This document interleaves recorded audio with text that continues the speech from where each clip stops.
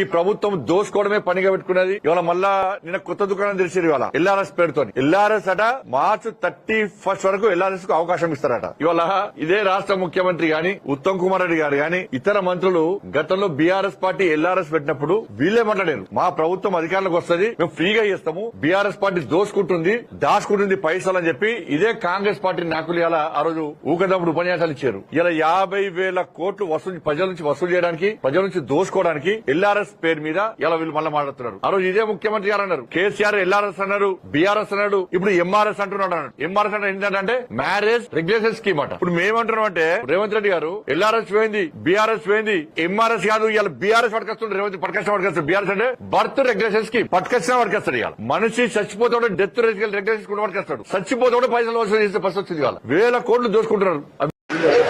No TRS, no LRS. TRS వద్దు, LRS వద్దు, కాంగ్రెస్ ఏమొద్దు, మేము అధికారంలోకి వస్తాం, వచ్చినాక రెగ్యులరైజేషన్ ఉచితంగా చేస్తామని చెప్పి వాళ్ళ రక్తాన్ని పీల్చాలనేటువంటి ఆలోచనతో రాష్ట్ర ప్రభుత్వం ఉంది. వీలైతే అసలు కట్టబాకండి.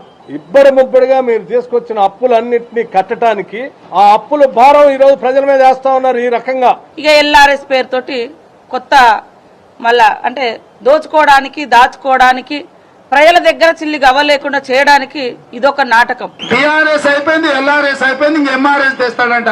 పెద్ద మంచి లేదు, పెద్ద మంచి ఎల్ఆర్ఎస్ అంటే అయ్యా ఇంక ఎంఆర్ఎస్ కూడా తెచ్చేటట్టు ఉన్నాడు. అదేంటి అంటే marriage regularisation scheme sir, marriage regulation scheme అంట. మరి ఈయన బీఆర్ఎస్ పట్టుకొస్తాడు ఈయన. కాబట్టి ఇట్లా అన్ని రకాలుగా ప్రజల నుంచి దోసుకోవడానికి ఇలా కాంగ్రెస్ పార్టీ ప్రభుత్వం చేస్తున్నది.